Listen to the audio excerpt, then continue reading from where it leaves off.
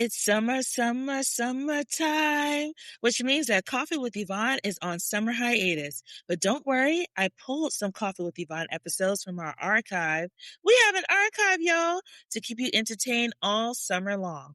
That means interviews from creatives and entrepreneurs who are changing the game in their industry, or marketing magic episodes you may have missed. But don't worry, I put them back up on your timeline so you can stay up to date on all the things happening in the marketing and creative space. Coffee with Yvonne will return this fall after I finish being outside. After I finish being outside. I cannot wait to chat with you soon for the new season of Coffee with Yvonne. Okay, bye! Beyonce, give us Act 3 as a rock album, because the way I felt about 6-inch heels, Don't Hurt Yourself, I want rock Beyonce so bad, Shani. So bad. You touched on that, and I did not even put that like 2 and 2 together to think about like the whole 6-inch heels, because I was thinking like, if it's rock, what is it giving?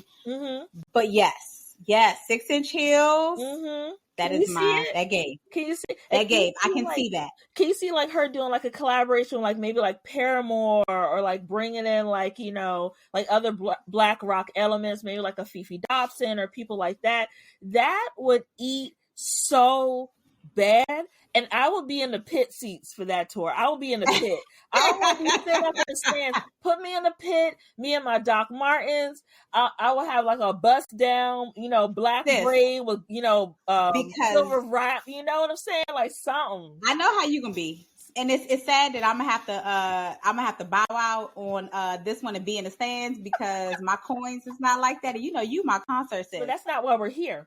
We are here today because you're on my show. And I'm so excited. I love when I have people that actually have real relationships with in real life, because it makes the conversation so much easier. It's going to be a kiki. It's going to be a good time. But we're going to talk about what we're going to talk about today. And to make sure we do a proper introduction, we got to read your bio to give you your respect and your receipts. So go ahead, read that bio. You know, my prescription is still fresh-ish until I get it. My eyes checked this year. Okay. Shantuana, sorry y'all, I need to be professional. Let me be professional. Shantuana, known as Shani, is a dedicated professional, a loving mom, and a resilient woman who has overcome significant challenges with grace and determination. After navigating a personal journey with infertility, she now cherishes the joy of motherhood with the cutest baby I done ever seen, finding inspiration in the strength it took to get here. For the past 11 years, she has also lived with multiple sclerosis, MS, managing a condition while maintaining a thriving career, because she got degrees, and an active, fulfilling life. She stay outside. I could barely catch her. Stamps be stamped and that passport be out. She is also passionate about empowering others and shares her story to inspire women to embrace their journeys, overcome obstacles, and live boldly no matter the challenges they face. And with that being said, welcome to Coffee with Yvonne, Shani.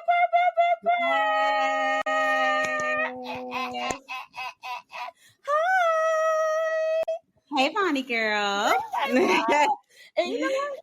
To be honest with you, I was trying to do the math the other day, Shani, to think about how long we've known each other, and I don't know at this point. Has it been a decade yet?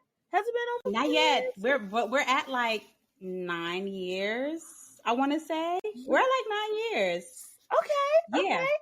So that's a good strong friendship. You know, be friends married for 9 years. We get into our 10-year anniversary. Yes. Crazy. Look how time like flies. You know what's crazy too? Because like how we met.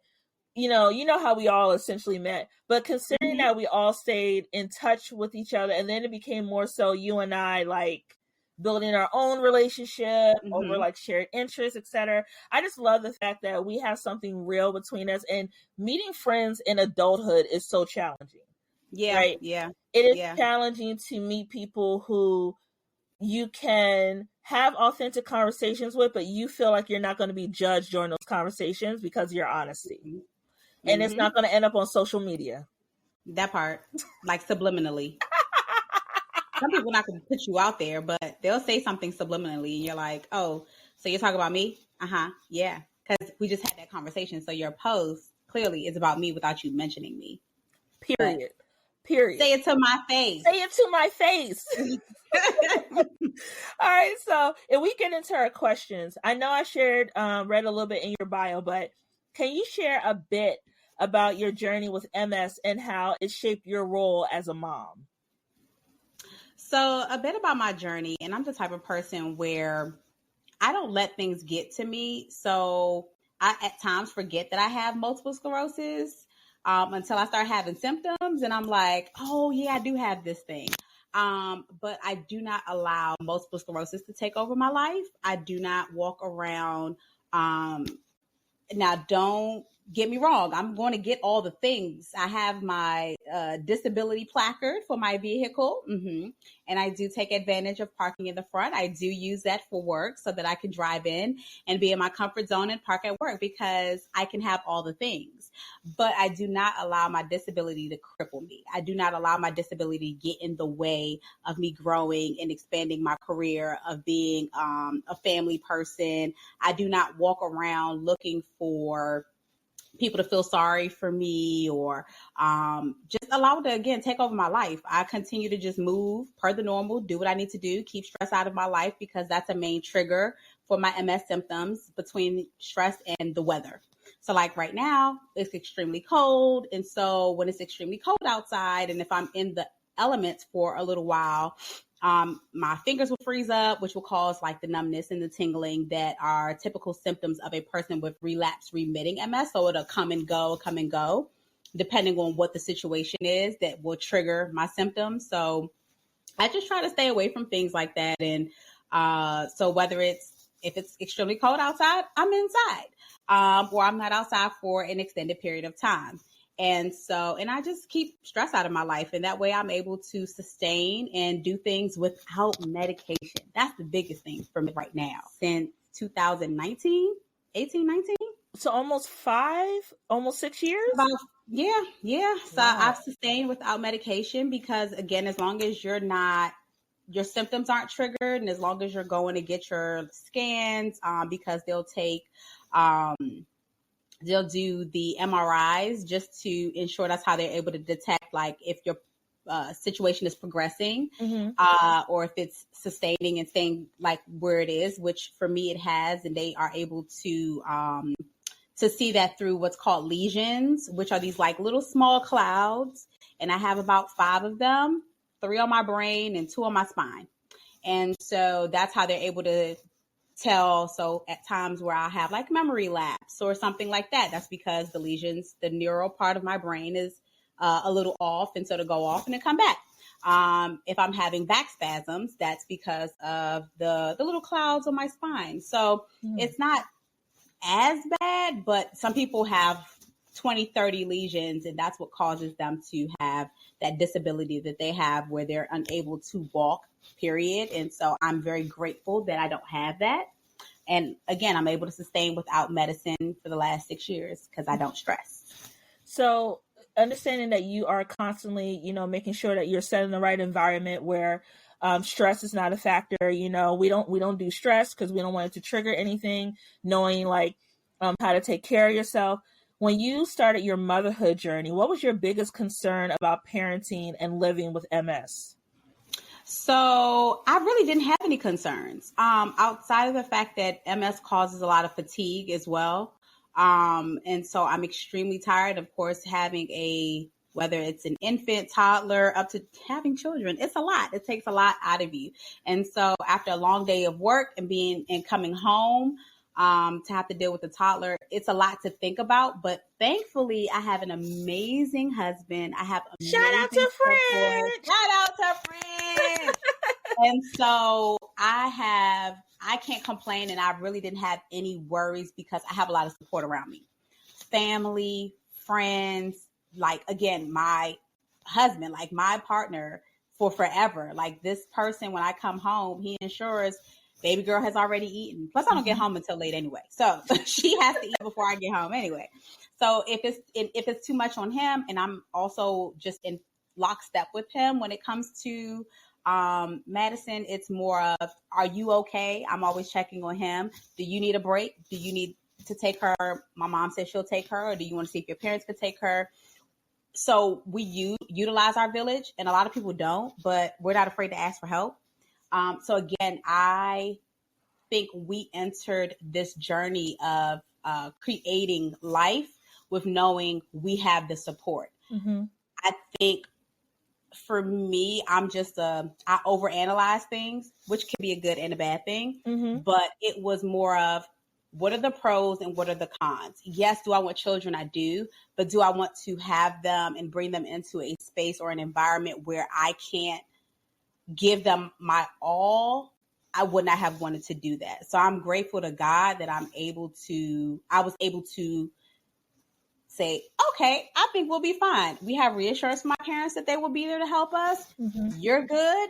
I think we're good and we can do this. And so when I was reading your bio, it was noted that you were diagnosed 11 years ago. So you were roughly in your early 30s when you found out, Shani? I was in my late 20s. Your late 20s, I was about 27. Mm-hmm. So walk me through that. Like what were some of the things that you were feeling in your body that made you go, something's not okay? Like, what was your reaction when the doctor told you that you have MS? Like, how did you walk me through your emotional process? I am a glass half full person, and you know me. I will always stay positive. I'm always going to stay positive. So it was so funny. And it is a funny story. And I'll tell anybody, I laugh. Please laugh, because I found a lot of humor in what I was dealing with. And I had, when I found out that I had MS, and leading up to it, actually, my dad had passed. So this is the timeline of how I was able to figure some things out. My dad had passed that March of 2013. Mm-hmm. In the middle of my dad passing, not in the middle, but after my dad passed, my sister had actually closed on the house. So things had worked out perfectly because I was living with my dad. Mm-hmm. And moving in with my parents was a problem, like my mom and my stepdad, but it was more of living somewhere that was convenient for me. My sister closed on her house in Upper Marlboro and was like, listen, I'm down for a roommate. You know, I can't live by myself. I said, sis, I'm with it. I said, my job is around the corner, mm-hmm. and school is up the street. So that'll work. So we moved in the early part of June of 2013. By the end of June, I want to say, or the mid-June. I mean, it's the summertime. We just moved in. We lit. We having a good time. You was outside. Outside. No, we were inside. Oh, you right? were inside. Okay. I woke up and was like, I may have had too much to drink. What was I drinking? I can't feel my fingers. I'm feeling this numbness in my toes. I said, y'all, I can't, my legs are numb. I said, what was in this alcohol? So I am blaming it on the liquor that I was drinking. So I'm trying to rub my legs out and bring the feeling back and all of this, because I'm thinking that it has to be the liquor. Mm-hmm.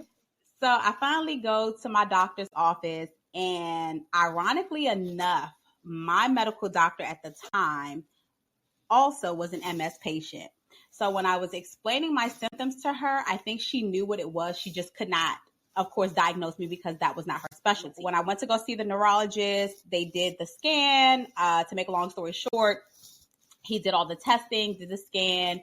Within a week, when I went to go see him for my follow-up and to go see him for my results, it came back as MS. He was able to see that all these things pointed to MS. When I went to go see my primary care physician, and I was like, the neurologist diagnosed me with this MS thing. Now in his office when he did it, I honestly was just kind of okay. So I walked out, no feelings at all. I was just all right, whatever you say, but okay. And so he was like, we're going to send you for some further testing and all those other things. So I went to my doctor to just kind of say hey, this is the diagnosis. And she was like, when I was going through all the things, listening to the symptoms you had, they were so similar to what I have that I knew what it was even as you were talking. It felt good to know that this is something she too was dealing with, because I knew that it gave me that extra reassurance that one, things will be fine, because she's like, hey, I've been living with it for all these years. And, I made it through medical school and having to go back through a lot of my testing. Of course, it happened to her at a later age, but it is something that is diagnosed in people of a younger age. So whether it's your late teens, early 20s, it usually happens during that time. So she was like, for me, it happened in my 40s, and I was like, that's uncommon for it to happen that late. But she knew all the things. She was like, you're in great care. She was like, because that is my neurologist. So you're in good hands there. And it was just reassuring for me. And I just left it in God's hands. I am as ratchet as I am, as raggedy as I am. I tell people I equally know God. I'm righteous and ratchet. I love it for me. I love it for me because he knows me. And because I know that he knows me, he created who I am, the person that I am. He already knew I was going to be raggedy and ratchet before this happened. So why am I going to fake the front like, oh God, I'm supposed to be so perfect? No, he was like, I already knew you was going to be coming with the foolishness. But yes, it really, just knowing God and knowing that he has never left me, he has always kept me. I was like, okay, there was no real, they were trying to explain to me like where it came from and how it starts. They don't know. They don't have, research shows so many different things. And what I tell people, I feel like what it all boils down to is, what is your body going through at the time? I was going through a lot of stress. I was mourning the loss of my dad heavy. And it was me still mourning the loss of my dad, right? And he just passed suddenly, massive heart attack all of a sudden. And so your world turns upside down. So from losing my dad, having to figure out how I was going to move and do all these things, and also, again, trying to process not having a parent. I didn't think that was real. I'm thinking, I don't have a parent until I'm old and gray. No, I am 27 and I'm trying to figure out how I'm about to live life without my dad. Like, I'm a huge daddy's girl. What do you mean? I mean, up to the point where I'm in the hospital. I know I'm going off the topic. You fine. I'm in the hospital. Like, y'all can't just put him back on the table and try to like wake him back up again. Like, I was in the hospital, like, but he's laying there. I think he looks fine. Just go ahead and do it again. Can y'all just open up his heart, put a new heart in there, and just and make it work again? Child, I know the people there was like, girl, get this child out of here. But it was really trying to like process all of that. And I think, and like my dad passed on a Tuesday. I was back. I had a Saturday class, and I did not miss my Saturday class. I went in there as teary-eyed as I was. You were doing your master's at the same time? My master's program. I'm trying to figure out how I'm about to deal with losing a dad, plan the funeral, because I'm technically the next of kin and the oldest. And so I have an older sister, but she's not biologically my dad. So everything falls on me. And even though my sister is doing her best to help when it's like verbal conversations, I have to go in person and do the rest of the things. So that part was hard. And I just think not allowing my body to really slow down, right? I didn't have time to process anything because I am grieving, but I'm also still moving. I'm still doing schoolwork. I'm still going, well, I wasn't going to work because I found out at work. And so they did not want me back because of how bad everything was. And so, so I think just kind of putting my body through all that stress and everything I was dealing with in that grieving process. You had a lot going on too, like, you know, going on. Losing a parent, having to make those decisions, and you being the next of kin, having to make those, you know, arrangements, being in school. But thinking about it now, you living with MS and now balancing being a wife and a mom and a career woman, how are you finding balance in all of that? How are you taking care of yourself? And then also, could you share some recommendations for women who may want to embrace motherhood, who are also living with MS, but need to learn some better self-care practices based on your recommendations? So share, what are some thoughts? What are some recommendations? I will say I'm very blessed, again, to have an amazing partner. I will tell anybody, when you are choosing a partner in life, please make sure that they love their mama unconditionally. Not a mama's boy, but love their mama unconditionally. There's a difference. My husband loves his mama, is his good girlfriend. Do you hear me? He loves his mama, but he's not a mama's boy. He doesn't rely on his mama to do things for him. He just has a great relationship with his mom. And the same goes for his dad. His dad and his mom taught him all the things in the house. And my husband knows how to cook, wash clothes, fold. He is an ace when it comes to folding. Does he know how to fold a fitted sheet too? He can fold a fitted sheet. That's when you know a good man, Savannah. He can fold a fitted sheet. He can fold better than me, but he can definitely fold a fitted sheet. And he can also put mulch outside. We had a bathroom leak. He went upstairs and was like, all right, they said that this is what's happening. This is why it's leaking. So let me go in here and do amazing. So having an amazing partner really does help me to be able to focus where I need to focus. My job is demanding. My husband drops Madison off, picks her up. He does all the things. He gets her ready for bed. And so that allows, it frees up time. Home, right? He works from home? He works from home. Okay. He has a more flexible schedule. So even if he was in the office, he was going in, I think, for 7 and he gets off at 3:30. So that leaves room for him to go and pick her up. Even if, let's say, God forbid, he has to go back in the office, he still will have some level of flexibility. I had to actually put career growth a little bit on the back burner because I needed family to come first. So I will be honest in the sense of saying everything that I was doing in my former position, working in the former division I was in, it was a lot on me. It was very tasking. It asked for a lot of me where I was having to focus on that versus my home life. And so I opted to just say, right now I need to focus on home. Mm-hmm. So let me go to a division where it's a little bit more quiet. I have a little bit more flexibility. My leadership is very big on work-life balance and family first. So even though ideally I'm not doing what I really want to do, I'm doing what I need to do. Understood. To put my family first and to create that work-life balance. Speaking to that about having the support of your husband, having the work-life balance is very important. No matter if you're battling, MS or any kind of disease, you have to have a support system in place. Mm-hmm. We can't do it by ourselves, right?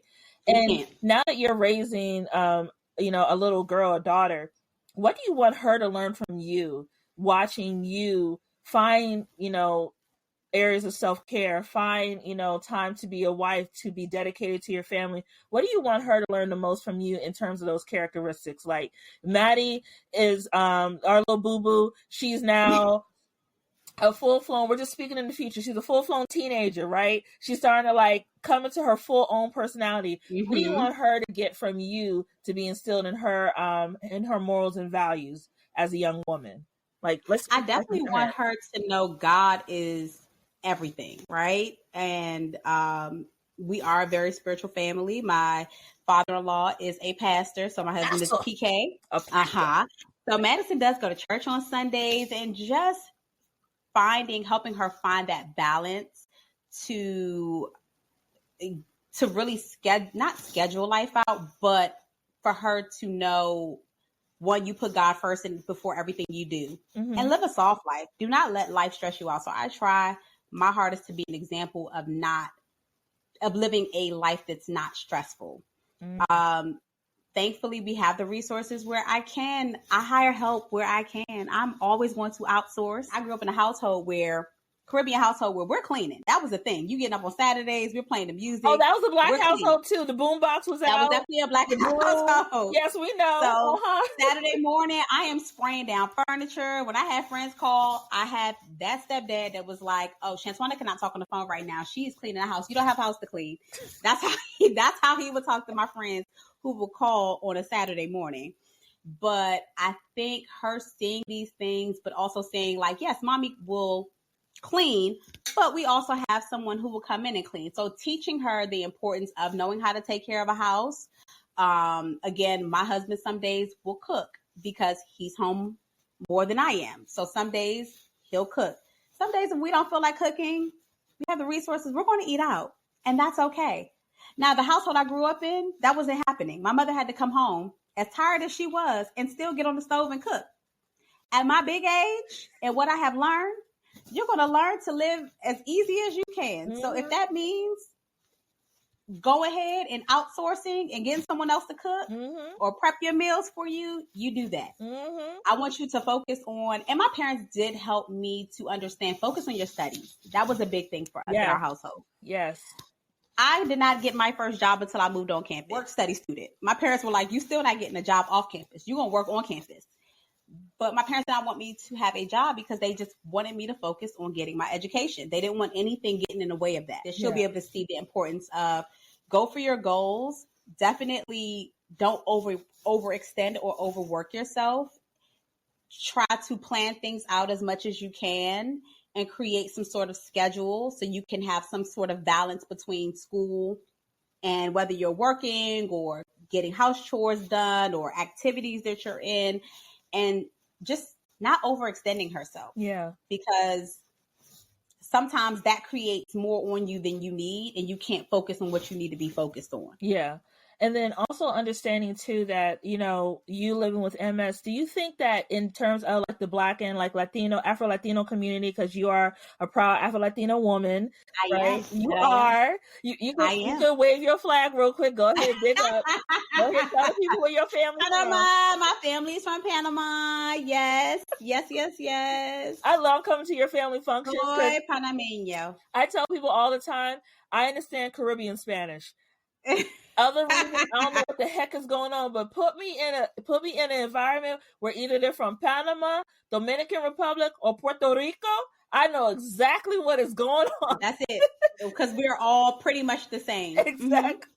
Mm-hmm. But we have the same culture. We're gonna give you that Spanglish. You're gonna get that Spanglish, and that's the Spanglish I understand. But understanding how a lot of times in our community, when it comes to things like battling, like health issues or things like that, we're not open enough with them, right? We tend to hide in terms of shame.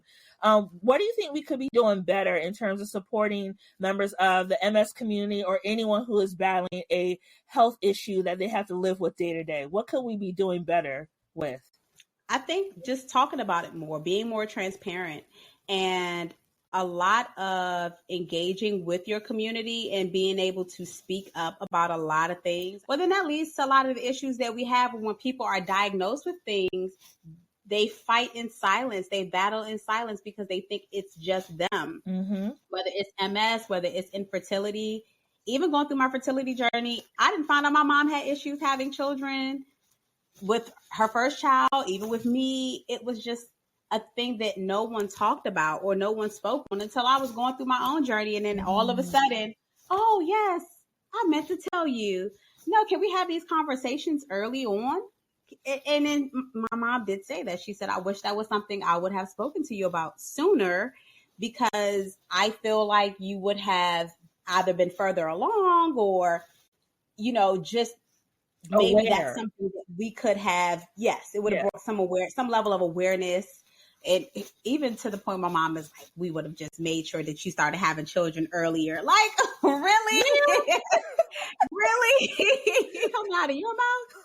When y'all wanted to put me out the house, I came home with a tattoo at 21 and I thought I was going to get put out. Girl, look, we ain't going to get into it, but I understand.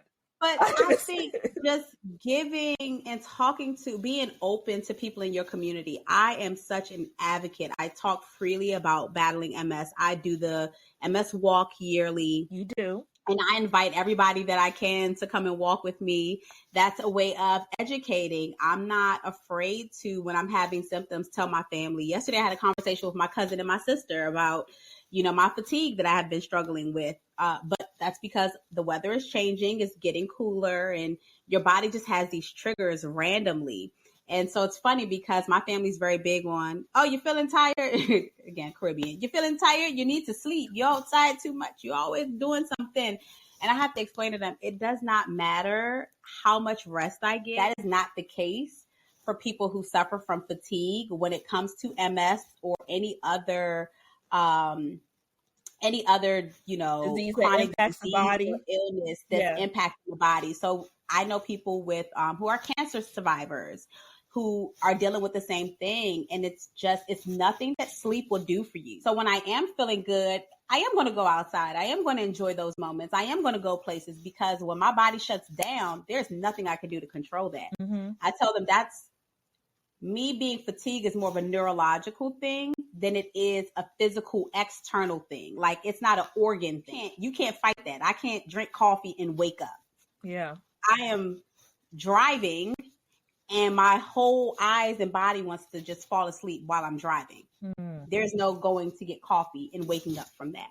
And so I try to, my family is actually appreciative that I am open and I'm explaining that to them, because it helps them not say things where it can be deemed as ignorant, right? You don't understand what I'm dealing with. That's not sleeping and not going to everything that people invite me to. Contrary to what you think you see on social media, I do not go to everything. And so when I'm out, I may be out and it seems like I'm having this great time, but I'm only out for like 2 or 3 hours and I'm back home again. Yeah. So that's not the case. I do rest. I get my rest. And also, I think too, as a community, we have to learn how to lead with empathy a bit more, because we talked about this in a separate conversation. We have a tendency in Black and Brown communities to think if you just pray something away, it's going to fix everything, right? But sometimes you are struggling with what you're struggling with for something that you can't help. Like, you can't help that you have MS, right? I also can't help that I found out not too long ago, I got diagnosed with high blood pressure. It is a genetic thing. Like, no matter what I did, I still ended up having to start taking medication for it. But one of the things I actively have done for myself is making sure I'm reducing my stress. That's why you see, Shani, my butt in Pilates every week. Every Sunday, me and Pilates go together real bad. Like, I know, I need to do this. I need to jump on that. That looks fun. But it's like, I'm learning the fact that, okay, I wish things would be different, but it's not. And it's also, in my case, genetic. But what I'm going to do and being proactive is making sure I take my medication, making sure I reduce my salt intake, making sure I have an exercise that's going to also reduce my stress while keeping me strong and fit at the same time. So I think our generation is doing a better job with being more empathetic about what people are going through. But our mamas and thems, respectfully, still kind of operate from an older playbook of don't ask, don't tell, in terms of telling people your business. But I really do appreciate you being honest about your journey, honest about, being a mom, and why being a mom is not only important in terms to you personally, but also instilling in Maddie, our little Maddie bear, how to be resilient, right? How to lean on her faith and move forward despite the obstacles that will come at her, because her life isn't going to be perfect. But you are a walking example of what happens when you keep going and you don't let your circumstance determine your outcome. So I just want to pour that into you a little bit. I grew up in Black church.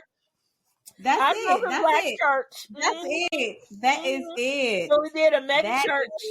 Now I don't go no more. Don't judge me. But I do love. I love Jesus. I follow the spirit of Peter, not the one who cut his ear off, but the one who's knuck if you buck. I follow knuck if you buck spirit of Peter. I love God, but I like to tussle a little. Yes, knuck if you buck. Come on, Erica Campbell. If we love God, we love What's God. Wrong with you? But what's wrong with you?